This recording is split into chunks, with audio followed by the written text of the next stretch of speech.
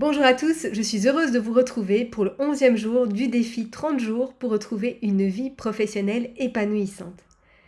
Alors, lorsqu'on ne trouve plus de sens ni de plaisir dans son travail, ou quand on se sent bloqué dans son développement professionnel, c'est le signe qu'un blocage s'est installé en nous et entrave notre voie professionnelle. Donc ce blocage interne, que l'on peut qualifier de saboteur, agit comme une barrière de sécurité qui s'est mise en place à un moment de notre vie pour nous protéger, nous empêchant ainsi d'avancer. Donc dans certains cas, cette barrière nous contraint dans une voie spécifique, limitant nos choix et nos possibilités. Donc par exemple, si l'on a toujours travaillé dans le domaine de la finance, mais qu'on aimerait changer de voie, ce saboteur, par exemple, peut nous empêcher d'explorer de nouvelles opportunités et de concrétiser notre désir de reconversion par peur de l'échec ou du manque d'argent, par exemple. Donc dans d'autres cas, cette barrière, elle se dresse vraiment comme devant nous comme une route barrée, bloquant complètement notre chemin. Donc par exemple, si on a lancé notre activité en tant qu'indépendant, mais qu'on est paralysé par la peur de l'échec, le jugement des autres ou par le manque de légitimité, ce saboteur peut nous pousser à procrastiner et à éviter de prendre les actions nécessaires pour concrétiser notre projet professionnel. Donc il est courant de ne pas prêter attention à cette barrière, voire de ne pas la remarquer du tout, car on s'y est habitué. Mais à un moment donné, on va réaliser que cette voie limite nos possibilités et restreint nos perspectives. Et donc à ce moment-là, on va se sentir frustré et insatisfait, que ce soit dans notre emploi ou dans notre vie en tant qu'indépendant ou indépendante.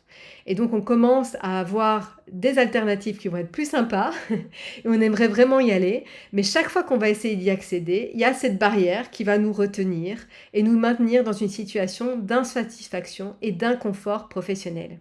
Donc c'est pour ça qu'il est indispensable d'identifier ces saboteurs professionnels et de vous en libérer afin de pouvoir retrouver une vie professionnelle épanouissante.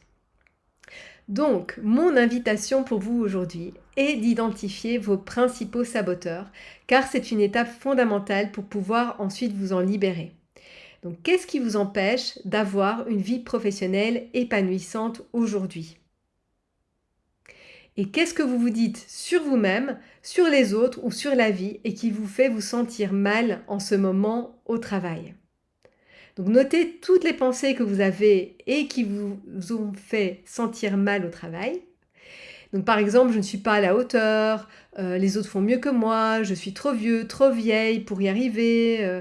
Donc quelles que soient toutes les pensées que vous avez, donc notez vraiment celles qui vous démoralisent, celles qui vous empêchent d'atteindre vos objectifs professionnels. Et petit bonus, petit cadeau, donc comme mon anniversaire est justement en octobre, ce que je vous propose, c'est de vous offrir un petit cadeau pour vous aider à les identifier. Donc c'est un quiz que vous allez pouvoir retrouver dans ma bio ou en commentaire et qui va vous aider à identifier vos 3 saboteurs principaux, ceux qui vous empêchent d'être épanoui au travail. Donc petite remarque, le quiz dure 25 minutes. Alors ça paraît beaucoup, mais dans l'accompagnement avec mes clients, j'ai pu identifier 26 saboteurs d'épanouissement professionnel. Donc oui, c'est beaucoup, mais c'est ce qui fait aussi qu'on est parfois bloqué dans notre épanouissement professionnel.